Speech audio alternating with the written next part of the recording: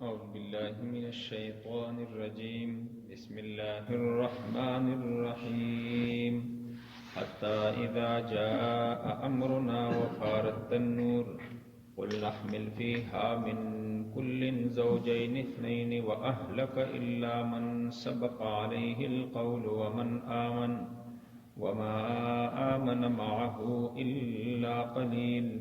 وقال اركبوا فيها بسم الله مجريها ومرساها إن ربي لغفور رحيم. وهي تجري بهم في موج كالجبال ونادى نوح ابنه وقال في معزل يا بني اركب معنا ولا تكن مع الكافرين.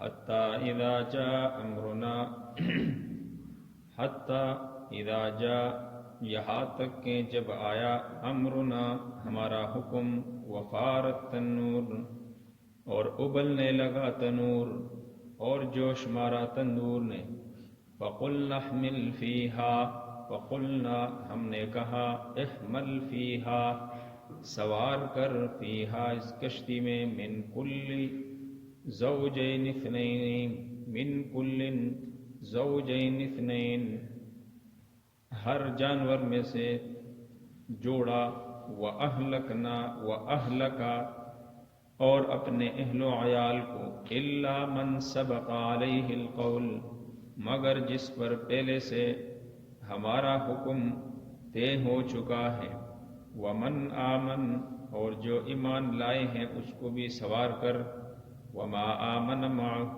إِلَّا قَلِيلٌ اور ایمان نہیں لائے تھے اس کے ساتھ الا قلیل مگر بہت ہی کم.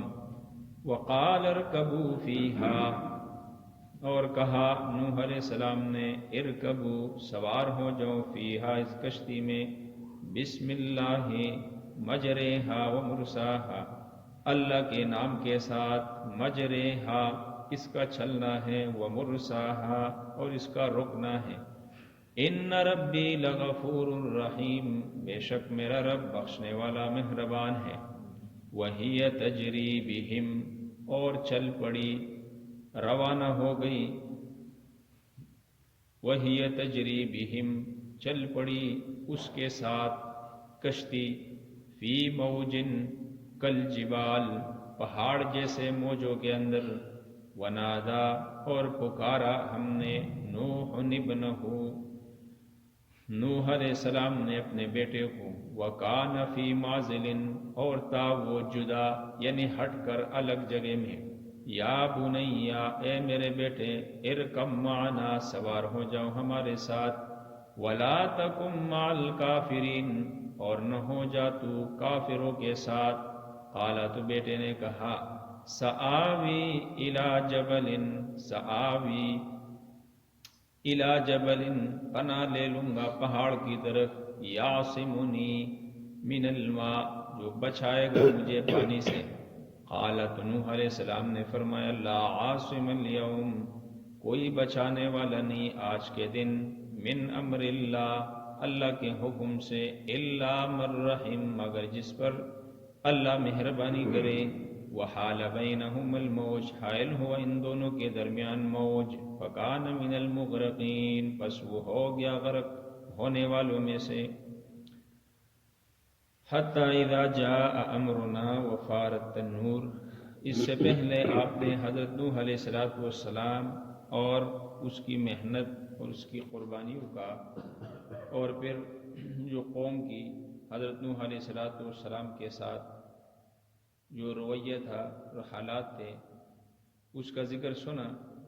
پھر اللہ تعالیٰ نے حضرت نوح علیہ السلام کو جب بتایا کہ بھئی یہی کچھ بندے جو ایمان لائے ہیں ان کے سوا اب کوئی ایک بندہ بھی ایمان لانے والا نہیں ہے.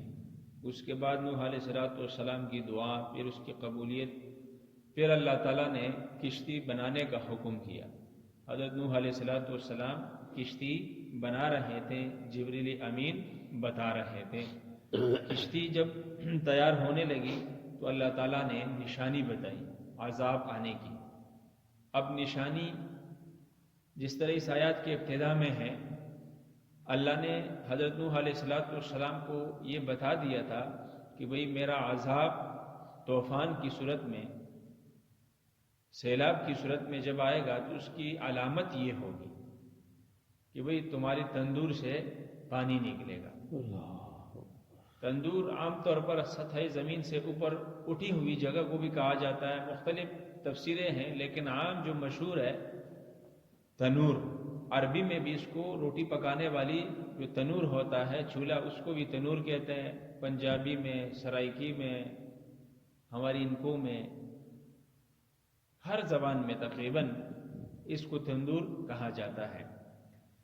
تو اللہ نے فرمایا کہ جب تندور سے پانی ابلنے لگا، پانی جب تندور سے جوش مارنے لگا تو آپ سمجھو کہ اللہ کا عذاب آنا شروع ہو۔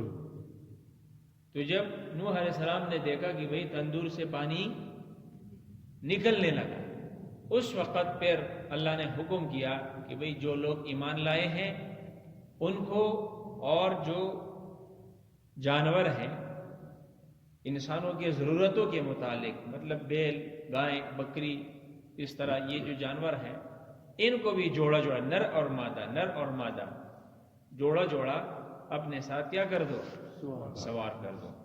اسی کا ذکر ہے عذاب کا ان آیتوں کے اندر، کہا کہ حتی اذا جاء امرنا، جب آیا ہمارا حکم یعنی عذاب، وفارت تنور، تو جوش مارا تنور نے۔ اب یہ بات یہاں صرف یہ نہیں ہے کہ بھئی اسی تندور سے پانی نکلا اور وہ دنیا میں پھیل گیا، نہیں، وہ آگے سورہ قمر کے اندر بھی ہے کہ فَفَتَحْنَا عَلَيْهِمْ أَبْوَابَ السَّمَاءِ بِمَاءٍ مُنْهَمِرٍ وَفَجَّرْنَا الْأَرْضَ عُيُونًا فَالْتَقَى الْمَاءُ عَلَىٰ أَمْرٍ قَدْ قُدِرَ۔ اللہ تعالیٰ نے آسمان کو حکم دیا، اور آسمان جو مسلادار قسم کے بارش برسانے والے دروازے ہیں، اللہ نے وہ دروازے آسمان کے کھول دیے، اور زمین سے جو چشمے تھے وہ چشمے بھی جاری ہو گئے، وہ بھی ٹوٹ پڑے، ہر طرف سے پانی ہی پانی۔ یہ ایک علامت تھی کہ تندور سے جب نکلے گا تو یہ عذاب آنے کی نشانی ہو۔ تو قُلْ نَحْمِلْ، تو اس وقت حضرت نوح علیہ السلام نے فرمایا کہ احمل فیہا من کل زوجین اثنین وأہلک، اپنے اہل و عیال کو اور ہر جانور میں سے جو جوڑا ہے ان 2 کی عدد میں اپنے ساتھ کشتی میں سوار کر۔ اس کے اہل میں سے اس کے 3 بیٹے ہیں اور 4 بہو، یعنی ایک بیٹا جس کا ذکر ان آیتوں کے اندر ہے، جن کا نام جان اور اس کا لقب کنعان۔ وہ خود تو کافر تھا لیکن اس کی بیوی کیا تھی، وہ مسلمان تھی، وہ بھی سوار تھی۔ 3 بہو، اس کے علاوہ جو 3 بیٹے تھے حام، شام اور یافس، وہ مسلمان تھے، ان کی بیوی بھی کیا تھی، مسلمان تھی۔ یہ 7-8 بندے اس کے اپنے گھر کے تھے۔ اللہ نے کہا یہ بھی ہے ومن آمن، اور جو ایمان لے کر آئے ہیں اس کے علاوہ ان کو بھی اپنے ساتھ سوار کر۔ الا من سبق علیہ القول، مگر جس پر پہلے سے اللہ کا فیصلہ ہو چکا ہے کہ بھئی اب یہ ایمان لانے والے نہیں ہیں اور یہ عذاب میں غرق ہوں گے، ان کو چھوڑ دے۔ وما آمن معه الا قلیل، اللہ نے فرمایا میرے نوح پر ایمان لانے والے بھی بہت کم تھے، بہت توڑے تھے۔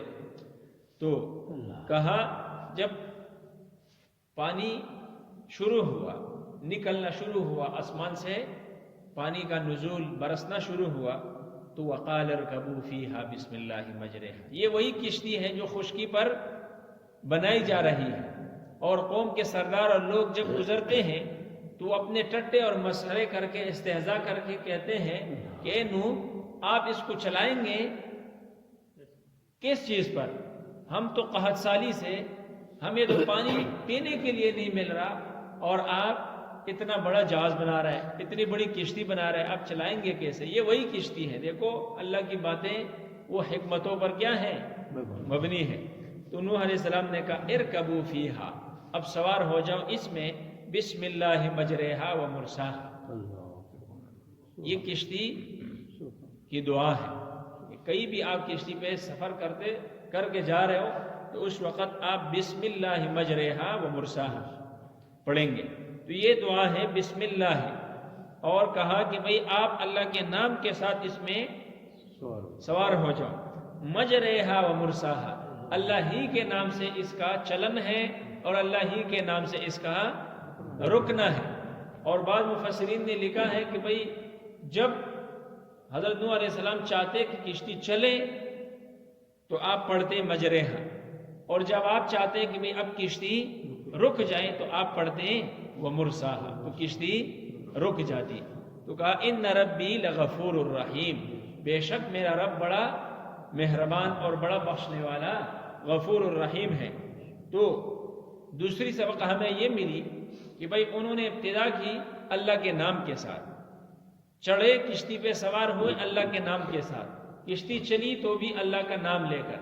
تو بھئی کوئی بھی نیکی کا کام ہو، کوئی بھی اچھا کام ہو، اس کے ابتدا میں بسم اللہ کم سے کم پڑھنا چاہیے. اگر بسم اللہ الرحمن الرحیم جو اللہ کے صفاتی نام ہے یہ نہ بھی ہو تو کم سے کم بسم اللہ کا نام لے کر جو ہے اس کام کی ابتدا کرنی چاہیے. لیکن یہ بھی آپ ذہن میں رکھیں کہ بھئی ایک انسان غلط کام کرتا ہے، برائی کا کام کرتا ہے، گناہ کا کام کرتا ہے، جرم کی ارتکاب کرتا ہے، اس گناہ کے ابتدا میں اگر کسی نے اللہ کا نام لیا تو وہ شخص کافر ہو جاتا ہے.